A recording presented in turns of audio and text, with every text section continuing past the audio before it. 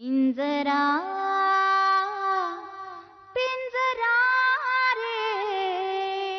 या अक्काचं ऐकून आम्ही आमच्या पार दोंडा पाडून घेतला आणि तुझ्यासारखी दारात आलेली लक्ष्मी आम्ही तिला हाकलून दिलं आणि त्या अक्काच्या बिंडोक पुरीशी लगीन लावून दिलं आमच्या पोराचं.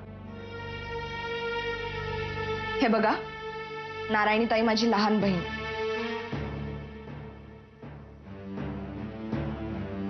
तिच्याबद्दल माझ्यासमोर असं बोलू नका.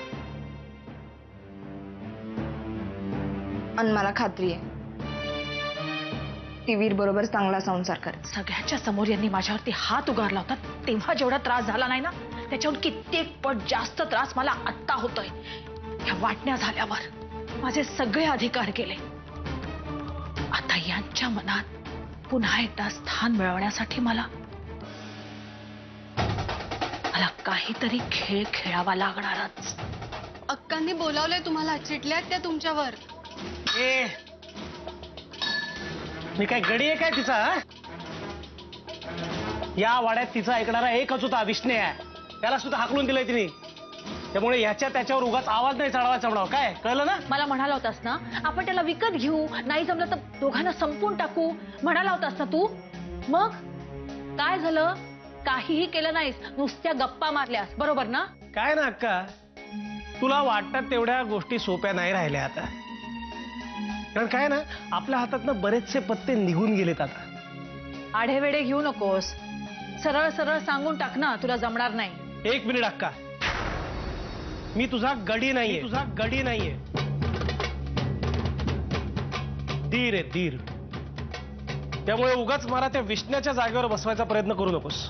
मी तसं काहीही करत नाहीये, कारण तू विष्णू नाहीयेस हे मला चांगलं माहितीये. आज माझा विष्णू इथे असता ना तर माझ्या एका शब्दावर मी सांगीन त्या माणसाला त्याने ठार केलं असतं.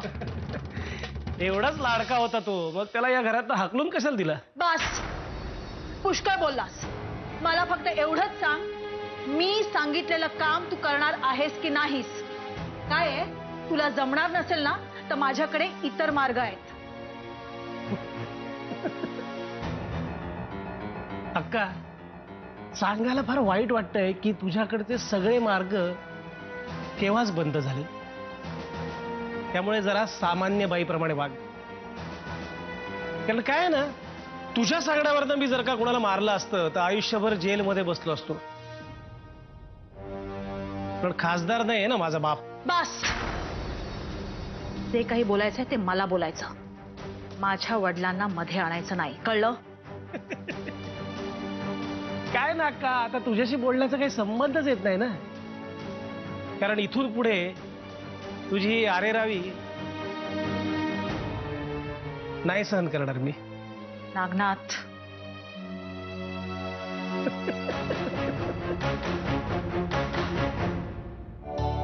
मला माहितीये तुझं अफेअर आहे म्हणून तू माझ्याशी असं वागतोस ना.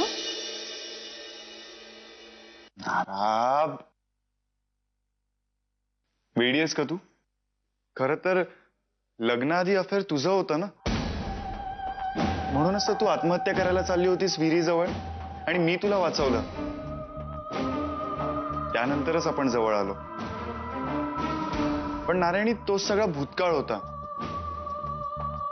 आणि मला भूतकाळाशी काहीही घेणं देणं नाहीये. काय ना नारायणी, मी जो अक्कांना शब्द दिलाय ना तो मला पाळावाच लागेल. कारण आयुष्यभर तुला सुखात ठेवीन असं सांगितलंय मी त्यांना.